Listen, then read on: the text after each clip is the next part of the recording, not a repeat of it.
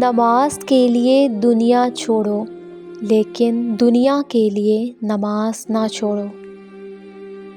سجدے کی خوبصورتی یہ ہے کہ ہم فرش پر سرگوشی کرتے ہیں اور وہ عرش پر سنی جاتی ہے۔ صرف ہاتھ ہی نہیں، الفاظ بھی سہارا بنتے ہیں۔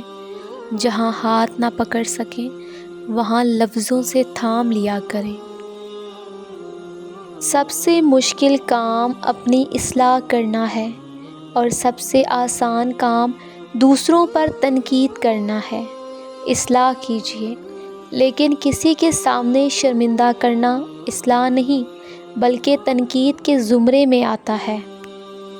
کبھی کبھی گناہ عادت بن جاتا ہے اور آپ خیر کے ارادے کی خواہش کے باوجود گناہ ترک نہیں کر سکتے۔ کسی کو خیر کے الفاظ کہہ دینا بھی صدقہ ہے۔ خیر بانٹیں، خیر سے رہیں۔ مثبت رہنے کا مطلب یہ نہیں ہے کہ آپ کو ہر وقت خوش رہنا چاہیے۔ اس کا مطلب یہ ہے کہ مشکل دنوں میں بھی آپ یہ جانتے ہوں کہ بہتر دن آنے والے ہیں۔ کسی ناپسندیدہ بات پر خاموش رہنا ظرف اور معاف کر دینا اعلیٰ ظرفی ہے۔ اور جب اللہ کا کرم ہو جاتا ہے تو سالوں کی محنت کا پھل لمحوں میں ملنے لگ جاتا ہے۔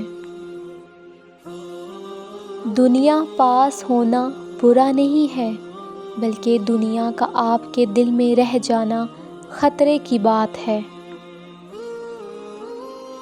اللہ جل جلال سے امید اور اچھا گمان ایسی کشتی ہے جو انسان کو مایوسیوں کے سمندر میں ڈوبنے سے بچا لیتی ہے۔ رسول اللہ صلی اللہ علیہ وسلم نے فرمایا، یقیناً اللہ تمہاری صورتوں اور اموال کو نہیں دیکھتا بلکہ وہ تمہارے دلوں اور اعمال کو دیکھتا ہے۔ آخرت میں کسی عمل کے قبول ہونے کے لیے ضروری ہے کہ وہ عمل ایمان کے ساتھ کیا جائے۔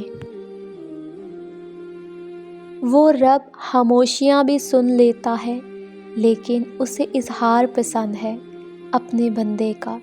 جب بندہ کہتا ہے اے میرے رب تو وہ متوجہ ہو جاتا ہے۔